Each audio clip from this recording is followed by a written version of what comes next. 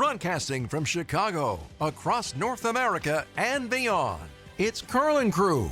Come as you are and experience God. Overcome what seems impossible and live as you never imagined. Delivering the truth daily. If it were possible to have every worldly gain available and you're forfeiting your soul, there's no amount of gain that would make it worth it. Our own way never ever works because it's apart from the life source, which is God. For me, growing up, love was always conditional and can be taken from you. Christ's love can't. And he went to the cross with my mind and my heart that night. Now from the Call of Hope Studios, this is Carlin Crew. Well, why are we sometimes so anxious or feel fearful or angry, all of these different emotions that we can feel after spending time online? And so I asked you this question: what is your social media feed, your algorithm telling you about the world? You had someone who called in. We're not going to go on air, but just wanted to share what she said. She's being told by her algorithm that she's not eating healthy, and also that the government is going to take all of her money. You know, it's like this. There's a very narrow lane that you can get into in your algorithm where it starts to feed more and more of your fear, of your anxiety, of your anger, your rage. Those are usually the common emotions associated with this. Coming up, let's get some expert help from Arlene Pellicane. She was trying to earn her way to God, but God showed her she didn't have to. Allie is in the crew. It's Carlin Crew on Moody Radio. So we bring on Arlene Pellicane because she's one of the most extraordinary experts, and every time we bring her on, we get downloads out the wazoo around here. But I want to do something different here today. Arlene, we got to get after this. You know, we talk about screen time, and we talk about the need for adults to get it under control first and foremost. But here's the bigger reason. We're all being discipled by someone or something. This is way more than just wasting time. This is who or what is shaping you, Arlene. Okay, Carl, I have a story for you that you're going to be like, what? I do not understand. Oh, good. I want one. My husband and I are taking salsa classes, okay? And as we're taking these classes and following this instructor, and he's like, his shoulders are rolling and his hips are going left. And we're like, our bodies do not do that. But about 2-3 weeks in, I'm like, wait a minute, my shoulders do that now because I'm watching you, I'm imitating you, and I'm spending time with you. And money too. I'm spending money with you. Yeah. And this is like, when we are on our phones, we think, oh, we're not going to become like that. We can just like scroll through this stuff completely, unattached. We're just, kind of passing time. But we don't realize we are conforming. We are looking at things and we're thinking, oh, that's what I want to be like that. Oh, and we would think, oh, I would never move that way. Yeah. My morals would never move that way. My heart for Jesus would not stray. But what are we watching? What are we spending time on? What are we trying to become, whether it's in business, whether it's in finance, whether it's being popular or liked or fixing our relationships or whatever it is? As we look at our phone as the expert, we're being discipled by that. And that's a huge mistake for so many of us. We really are. And here's what's wild. So let's just take politics. We never talk politics here. But the fact is, when we start getting down one algorithmic line, yes, and I'm not a big one for bringing balance. I don't like that term. I like truth. Yeah. Let's get on the high ridge of truth. But we are going to be hard pressed to get balance, let alone truth into our life when we get down one algorithmic, because isn't it designed that way? It totally is. Because think of it, everything is modeled to keep you on. So it's not like, hey, let's tell this person the truth, which would be, hey, you've been sitting here for 3 hours. You should probably go take a walk outside. That'd be really good for you. It's not, it's let's keep you on as long as possible. And the emotions that keep us on are anger, disgust, sadness. It's not usually happiness and joy and let me stay on this forever. Yeah. Yesterday, we had a woman call in because we were asking, what was the question we were asking, Young Thunder? We were asking people what they were saying no to get out of the exhaustion and the anxious toil and to find rest in God. Yeah, it came out of Psalm 127, verse 1 and 2. And what's interesting, this woman, she said, what I got out of social media altogether, because she was working a full workday. She'd come home. She'd spend, self-admittedly, 4 to 5 hours on social media, responding to people, putting statements up. And by the time she was going to bed, it was making her angry and discouraged. Yeah. This is how real these devices are, right, Arlene? Yeah, I think about, Paul is instructing Titus in the Bible, and he's telling him, Titus, this is how to be godly. This is how to lead the people. And he's telling him in Titus chapter 3, obey, speak evil of no one, be peaceable, gentle, show humility, be subject to rulers and authorities. And you think of that list and you think, okay, when I'm on my phone, does it help me to be subject to rulers and authorities, to obey, to be ready for every good work, to be gentle, humble, right? It's to speak evil of no one. Yeah. It's the opposite. So to think, okay, if I want to be formed like Jesus, okay, yes, these devices could help me be more gentle and humble. You could use them. You could be listening to Carl and Crew right now, and you could be becoming more like this, but you have to be super careful because it's not wired to do that. It's wired to disciple you in the opposite direction. And all the brainiacs that created this stuff, we got a daughter that's a PhD in organizational psychology, and she's got an AI emphasis, and she will not let our granddaughter touch a device. Isn't that funny? Won't let her touch a device. So we got to learn from this. Okay, we got a bunch of folks right now. I want you to pour out your heart about the destructive nature of devices. Let's just go there. Let's go there. Yeah. If you knew something was harmful, like a cigarette or something, right? At least, there's a warning. This is going to be harmful to you. And today, for kids in particular, and we'll get to adults in a second, but we must be way more protective to kids because we wouldn't give child of mine, here's some alcohol, here's some drugs, here's some smoking, here's some pornography, because you're going to have to deal with that anyway. No one's going to give that to an 8-year-old, a 12-year-old, a 15-year-old and hope that they'll make a good choice. But we are giving these devices thinking that, well, if everybody else is doing it, this shouldn't be a problem. So we need to wake up and realize this is a digital drug that many kids will grow up to be addicted to. And they're going to turn into 20-year-olds and 30-year-olds and 40-year-olds who don't know how to work to make a living because everything's come easy, who don't know how to talk to God because they've been talking to AI, and AI answers really quickly and kind of tells them what they want to hear. And we'll have trouble relating to people because we don't have any practice. We have no practice solving problems, having conflict, repairing relationships with saying, I'm sorry.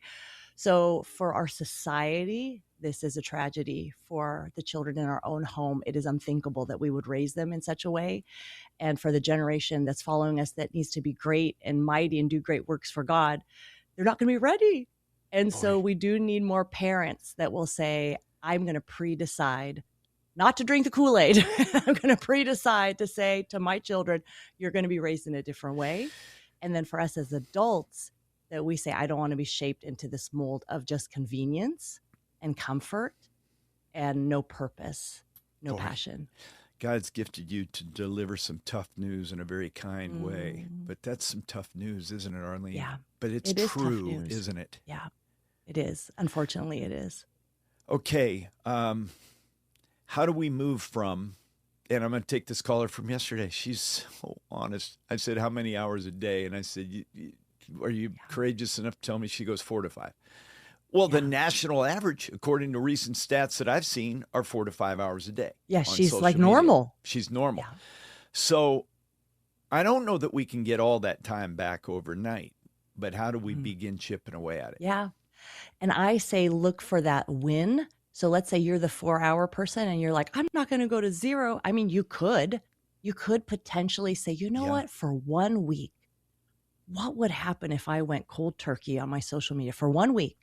And instead I got a friend to say, hey, will you have dinner with me the first night? Kind of launch me into this, launch me into this cold turkey time. could I meet people, talk to people who don't use that much social media and have them like schedule all these coffee dates with people like that for the first week and really get that environment of health around you, someone to model that you could look at as an example and say, wait, let me be more like that person, like a human being that you can ask questions of and say, how did you beat social media? Or how do you use your time instead? And then pick up a hobby, read a book, find what did you used to do before social media? So try to then schedule that time instead of a huge vacuum where you're just going to be staring at your phone. Schedule things, dinners out, serve somebody else, go out, do a hobby that you like, try it for a week. And most likely what you'll find is, wow, I had no idea that in just 1 week I could be so much better. Yeah. If that's a little like not your thing, then, we're going to shave this by 1 hour every day for a week and just see yourself making progress. Beautiful. Arlene, you're always an inspiration. I'll tell you what, no one can deliver brutally tough, convicting truth like Arlene. She does it with a smile on her face. Oh, wait. What's the fresh thing God's doing in your life right now, Arlene? We've kind of touched on it, just that I think more of a boldness to say this is not working, that we would all realize what is happening in society is not good. People are lonely, people are unmoored from faith and unmoored of the God of their fathers, and so for us to realize this, we're not going to take this anymore. Like we are going to right the ship and we're going to start it in our own homes. And how can I help people and their individual families to say, I'm going to turn this around in my house and then bring those families together in community to say, hey, we have a collective action problem that all of us are doing this, but what if we could get 10% of Christian families, of Christian adults to say, hey, I'm going to redeem back my time for Jesus and put all this useless stuff away that really doesn't matter. And if we could get 10% to do that, wow, that would be a great win. Yeah.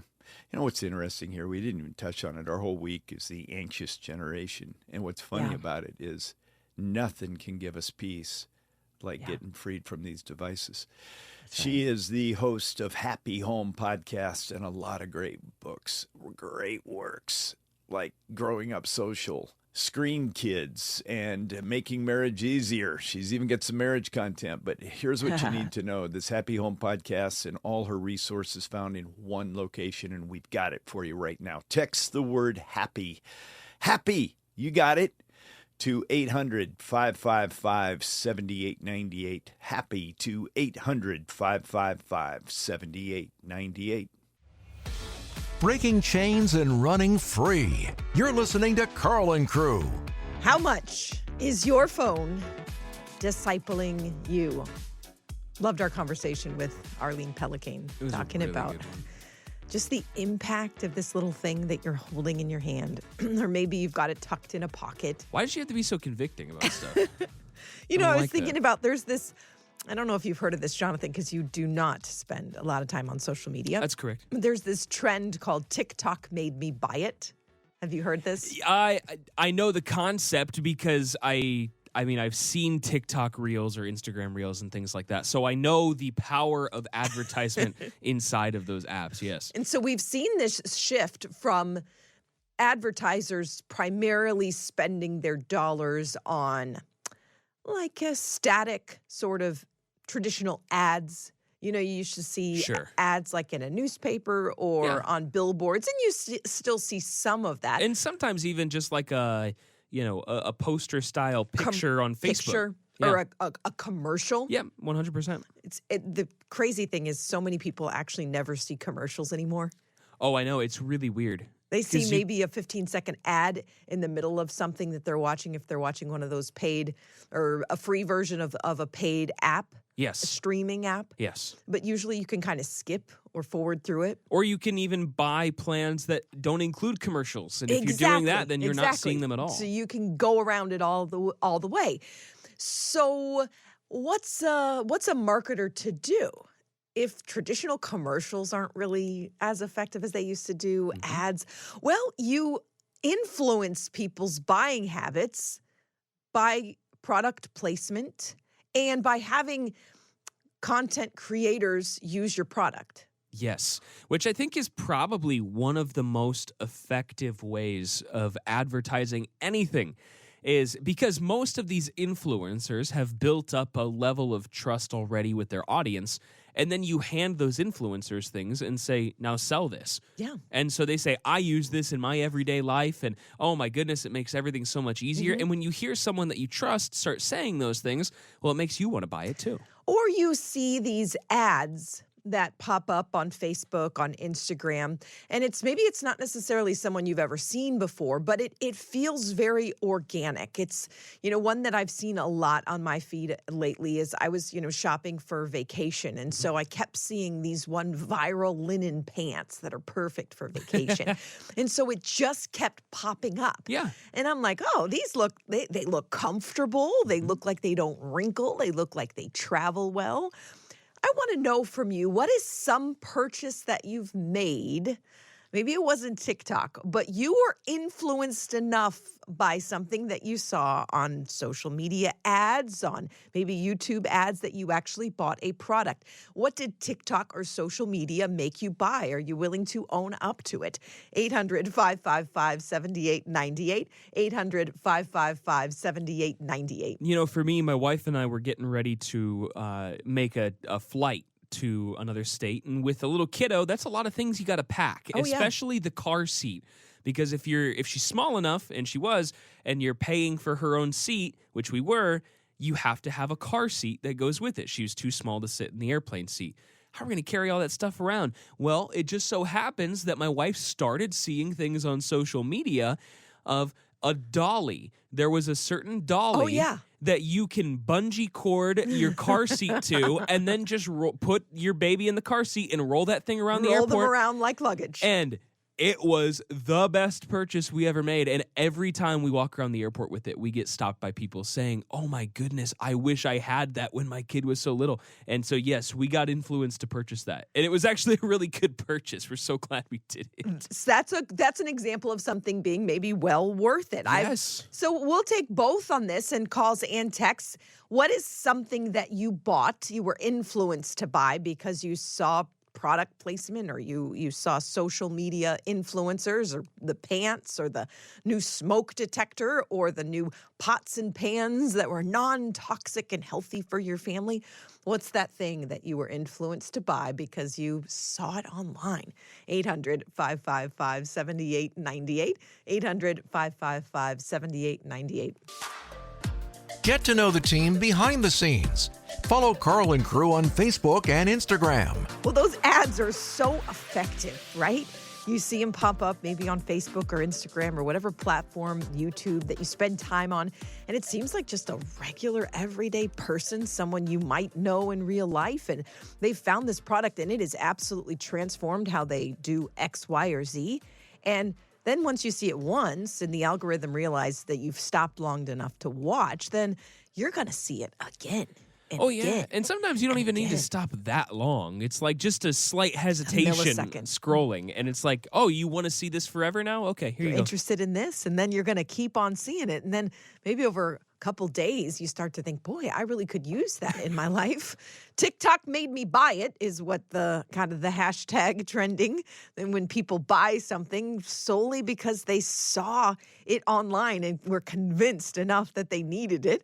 I've made some of those purchases, not TikTok, but I guess an Instagram ad or a Facebook ad made me buy it. What was that thing that you bought, you were influenced to buy through social media? 800-555-7898. Jeff calling in this morning from Gate City, Florida. What were you influenced to buy, and how did it work out for you? Hey, good morning, guys. Yeah, I was, of course, I'm on Facebook. You see the ads. It seems like if you even speak in your phone, ads will pop in.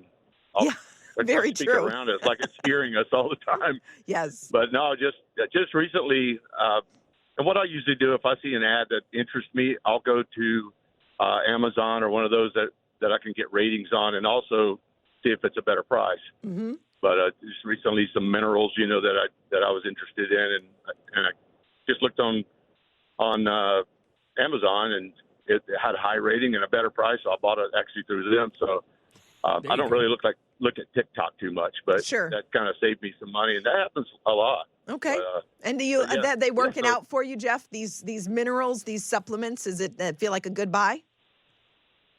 Yeah, I believe it was. Okay. Yeah.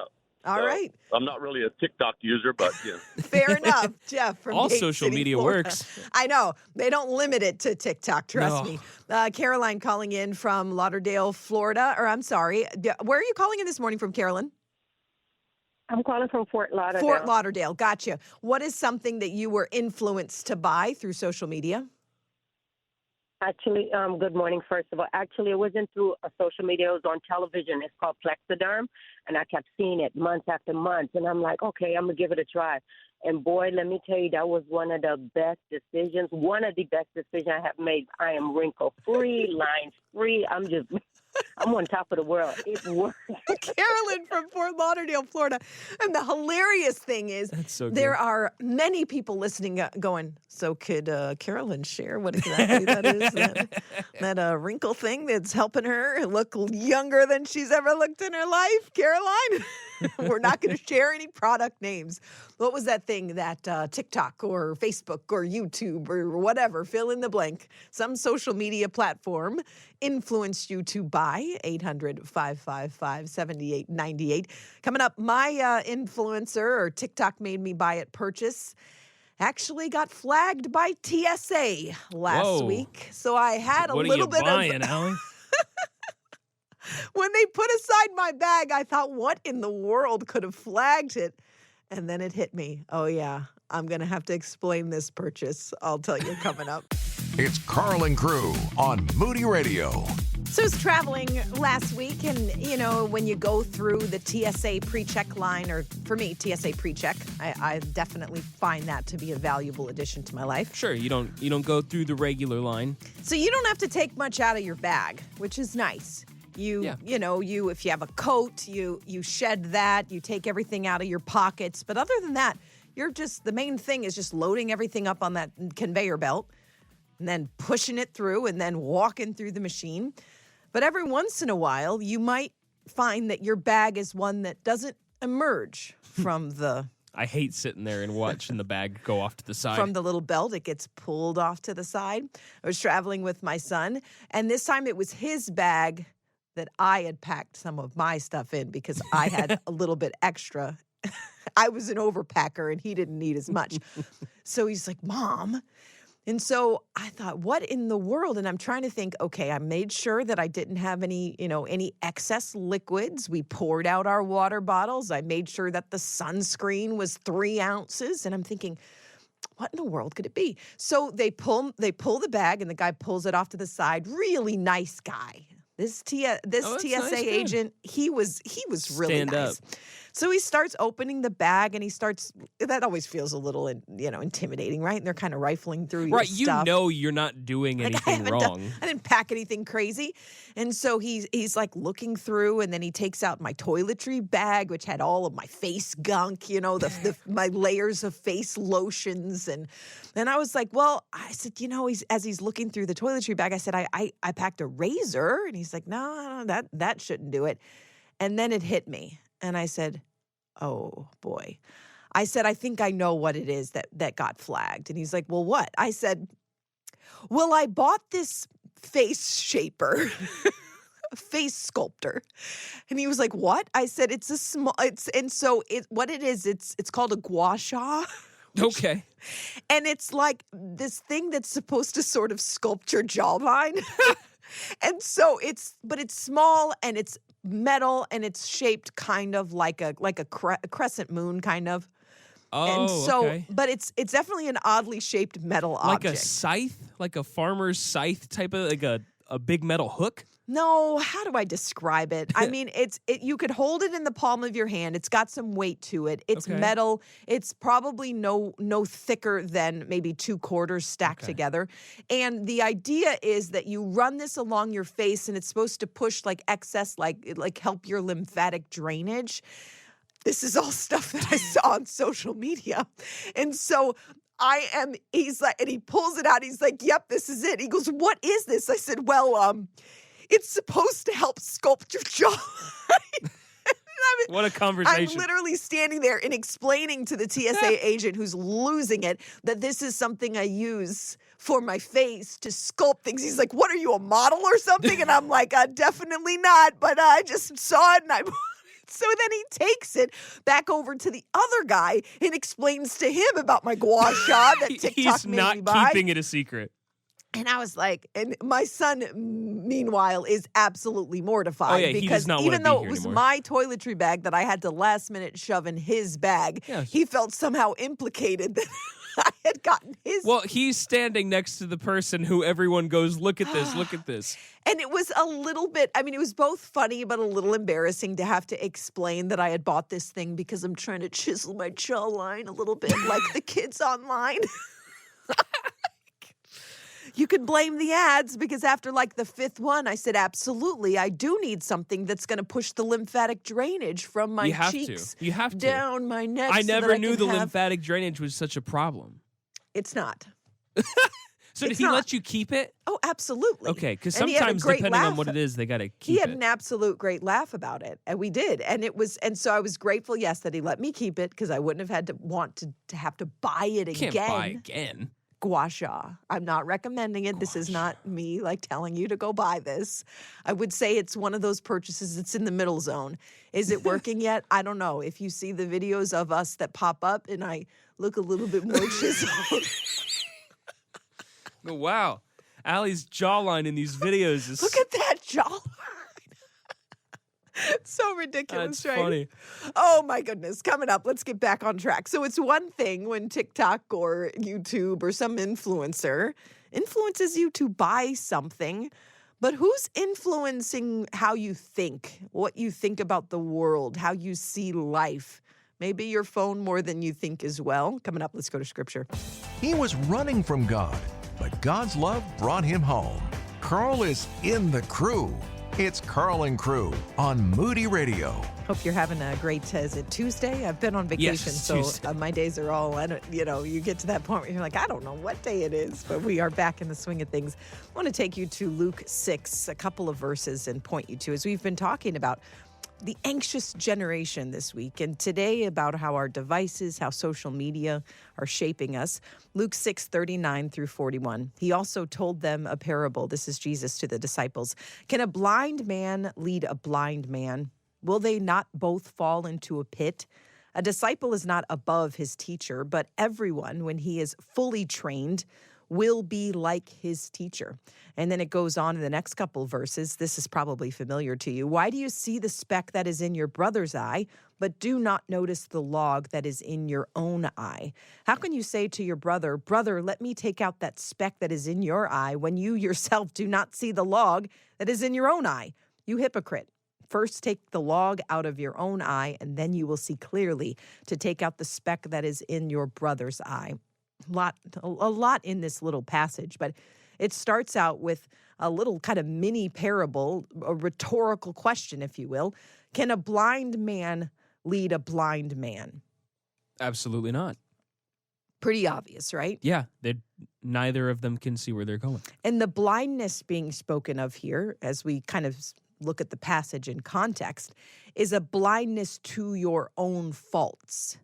Yes. You're right While about that. also trying to judge or lead others. Mm-hmm.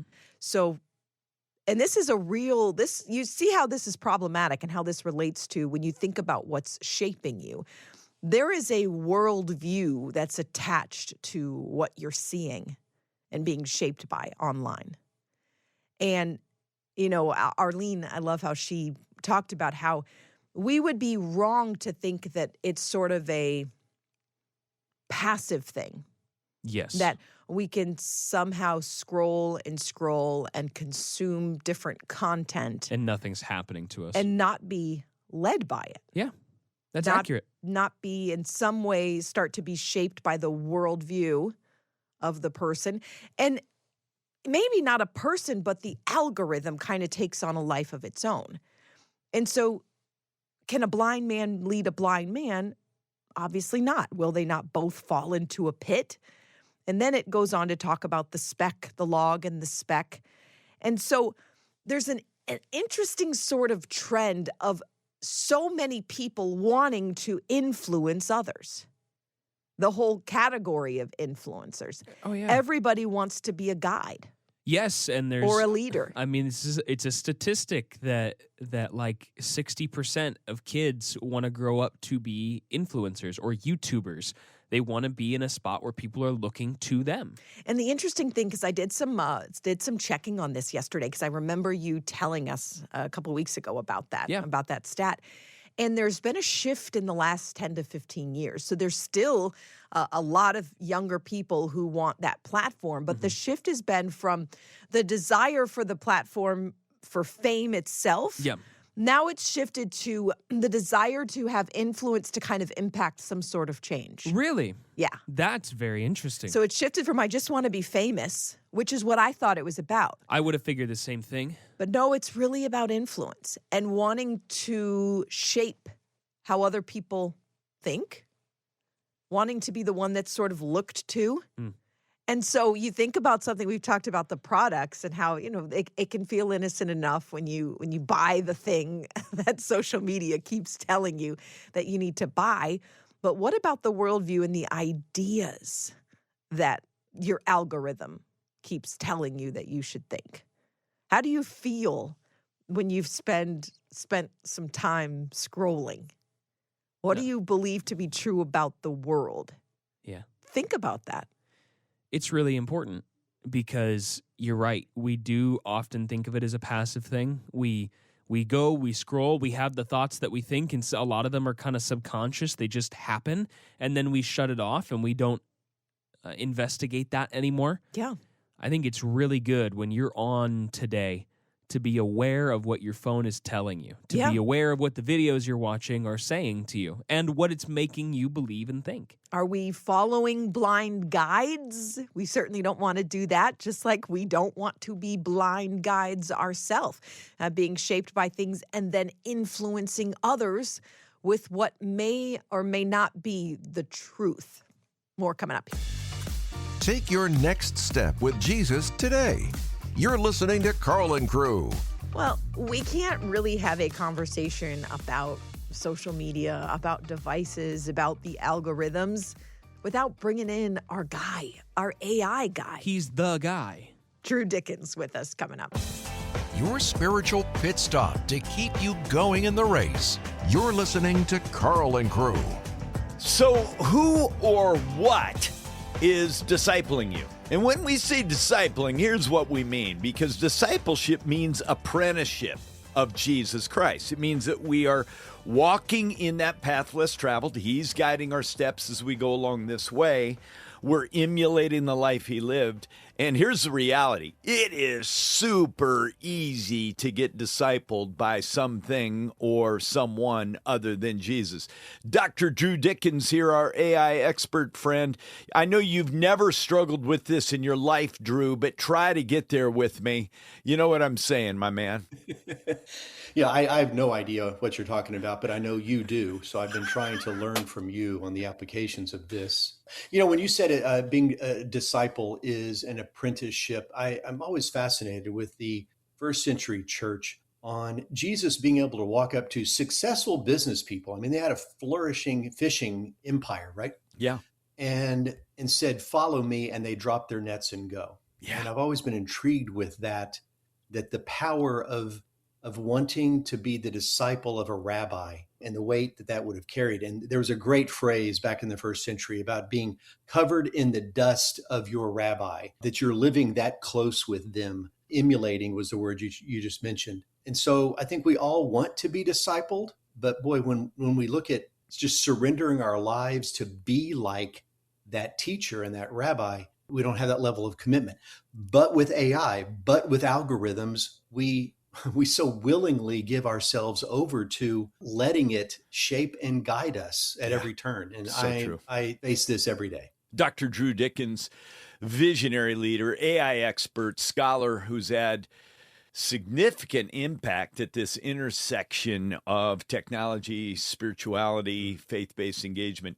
Okay, Drew, let's do a quick sideways move here. What's the latest in AI? What do we need to know about? What's popping? Every week you get in here, we learn something new. I'll give you one that just broke. So this week, really the last 7 days, had been all about new models. Traditionally, the summertime, it's been slow in AI. I guess everybody goes on vacation. Boy, not so this summer. And it started with a flurry last week. So we had Anthropic, this Claude. They came out with Fable 5 was their most recent release. The government saw it, shut it down. They gave it back. GPT-6 then came out, which is ChatGPT.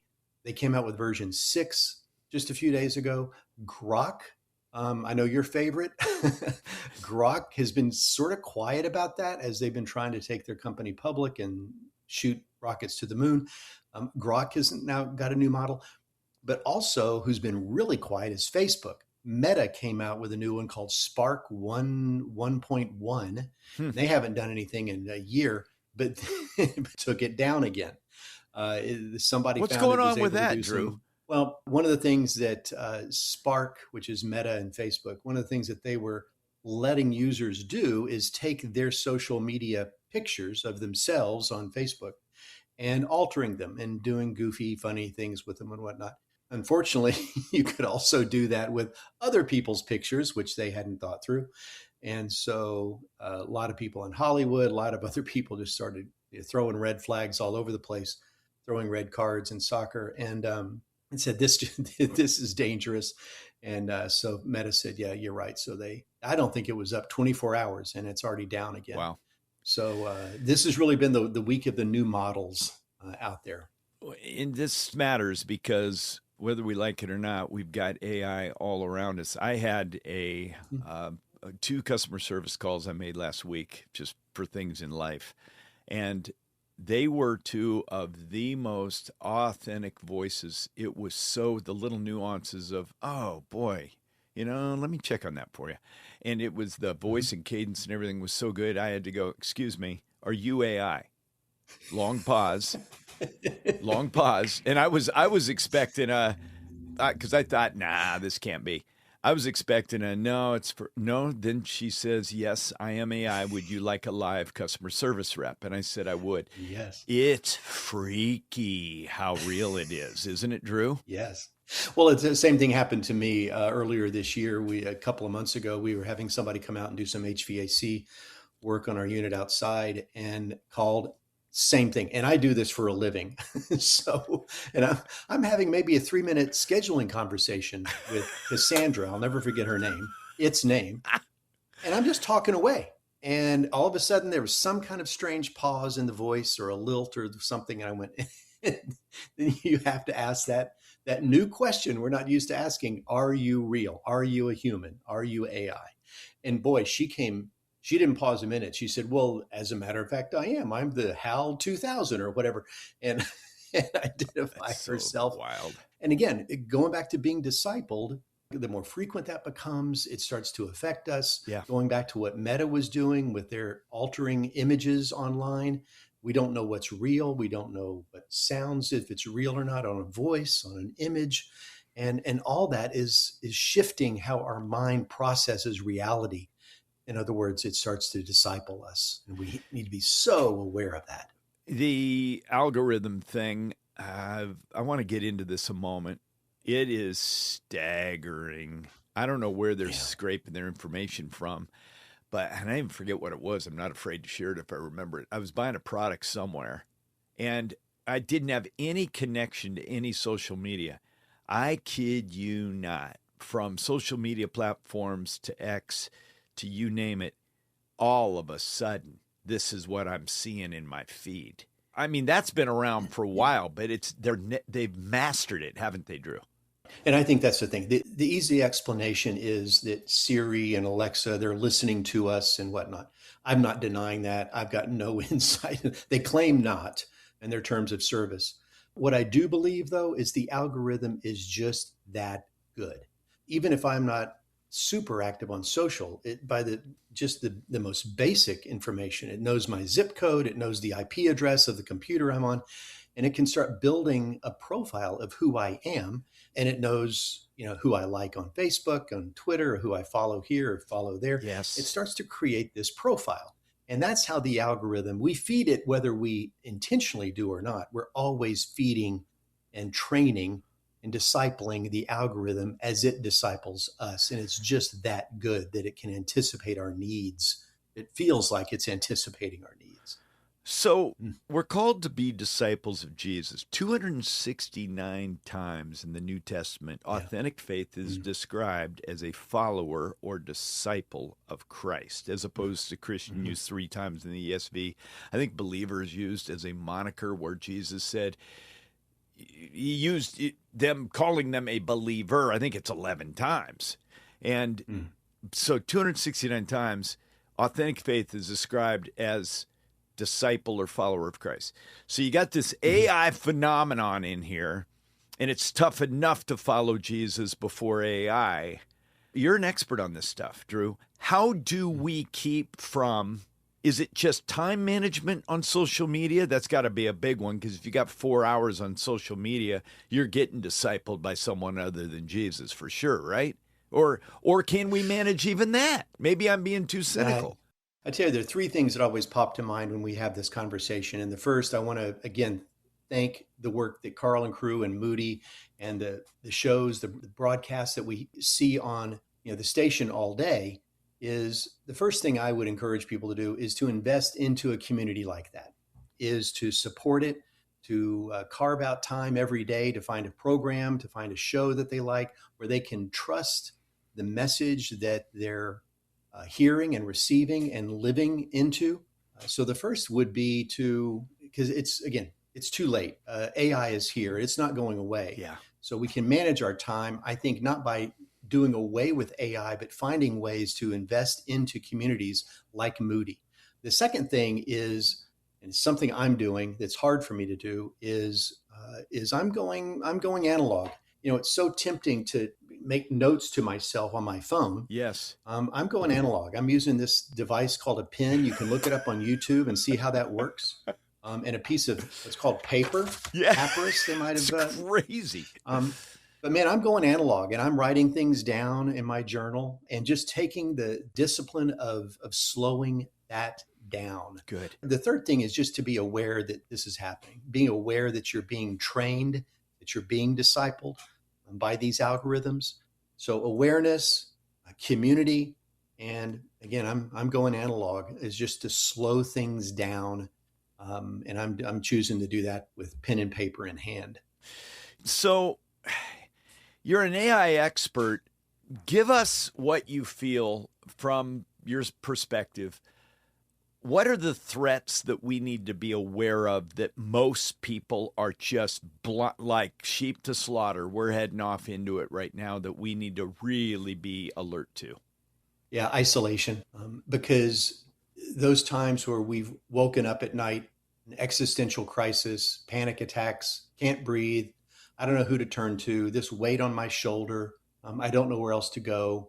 I can call my therapist. They don't answer at 2 a.m. and it's going to be $300 an hour. Pastor's not going to take that. I just don't know where to turn. AI, AI can't not answer. And that's so alluring because it's always going to be there. It's always going to be so comforting and so affirming. And it knows, what I like and what I don't like. And it's just so comforting. It's so alluring. Fight that temptation. Yeah. I think that's one of the most dangerous. I can wrap so many things around that, but so much of it's just around isolation. It feeds the need that we have. Yes. We were designed to be in fellowship, right? We're designed to be in community. This is not unnatural, but it's being provided to us in an unnatural way. And again, we need to be aware of that and be mindful of that going on around us. And I experience it every day. Yeah, it's always there for a quick answer. A quick, hey, Drew, how's your day going? Kind of question. How smart is AI? My wife has figured out something. She's convinced that when she affirms AI, she gets better content back from them. Are they that smart, or is that not happening? 100%. 100%. There's a lot of debate going back and forth whether you should thank AI at the end of a conversation. Because the temptation is, hey, how many, I see this, the look on your face is so my great. Look on my face is, I'm treating it like a robot. You're telling me there's something. My wife is convinced when she affirms it and says you've actually been a great help that she's getting better information. You're saying she's right? Yeah, absolutely. It's called reinforcement learning. Oh, my word. The more technical term is reinforcement learning with human feedback. That's what you're doing when you say thank you at the end of hey, what's the weather going to be today? It's going to be this and this and such. Okay, great, thanks. That thanks is telling the algorithm that it nailed it. Okay, I got this one right. I tell you another example of that is on the bottom of a chat exchange, depending upon which model you use. There's a button you can tap on. Yeah. It looks like a little document. Yeah. It's a copy. I've seen that. Button. I've never hit it. What is that? If you click copy, that is training the algorithm that everything it just gave you is perfect. So I'm going to copy exactly what you just sent me, and I'm going to paste it into a document. Oof. Okay. As opposed to you dragging through and highlighting a sentence or two out of it, it doesn't know you did that. So it gets no feedback. But if you click the copy button, oh my gosh, that just sends, the algorithm into, woohoo, I got everything right. It's so perfect. Drew just copied it and pasted it into a document. Is the same way of saying thank you.